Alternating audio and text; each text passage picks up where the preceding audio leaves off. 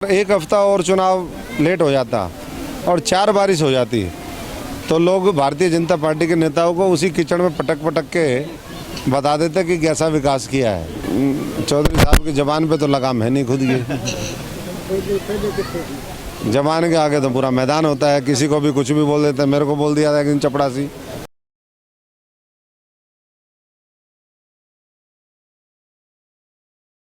किस तरह से चल रहा है चुनाव प्रचार आपका पूरे हरियाणा पर? चुनाव प्रचार जोरों पे है और एकमात्र पार्टी जिसके ऊपर लोग विश्वास कर रहे हैं या जिसके साथ लोग जुड़ रहे हैं वो हरियाणा में आम आदमी पार्टी है। बाकी को तो लोग छोड़ करके जा रहे हैं और बहुत से लोग मैदान में ही नहीं है। इस चुनाव की अगर हम बात करें तो कांग्रेस तो बीजेपी की मदद करने में लगी हुई है।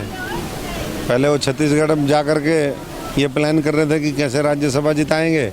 अब वो ये सोच रहे हैं कि भाई किस तरीके से नगर पालिका, नगर परिषद, नगर निकाय के चुनाव कैसे उनको जितवा दें ताकि जो उनके एहसान है उनको जेल में ना डालने के वो कैसे चुकाए जाएं, भ्रष्टाचारियों को बचाने के वो कैसे बचाए जाएं।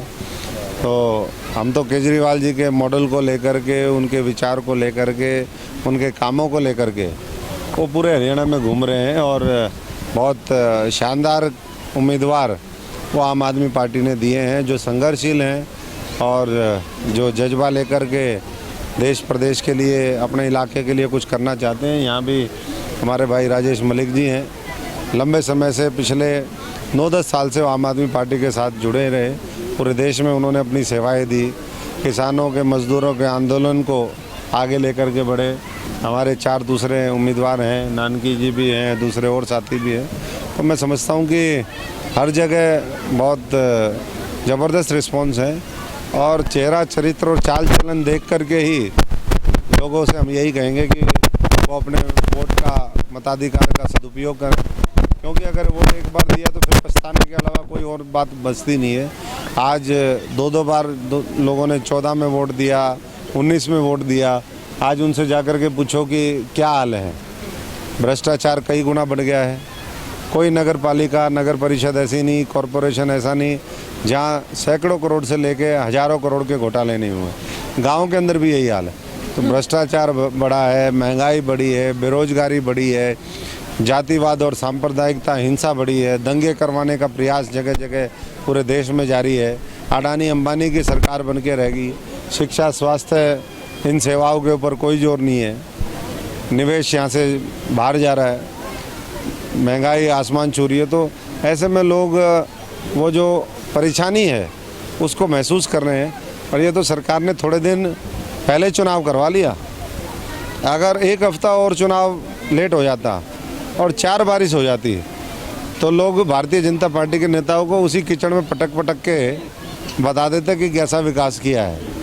तो थोड़ा सा जल्दी उन्होंने करवा लिया, लेकिन फिर भी लोगों को पता है कि शहरों में कागजों में विकास कैसे हुआ। 4-4 बार बिल ले लिए, पैसा ले लिया, लेकिन हकीकत में सड़कें नहीं बनी, रेते के ऊपर तारकोल डाल दिया। इतनी भ्रष्ट और गंदी सरकार ये आई है। तो ऐसे लोगों को वोट के माध्यम से जवाब देने का काम हरियाणा की जनता करेगी।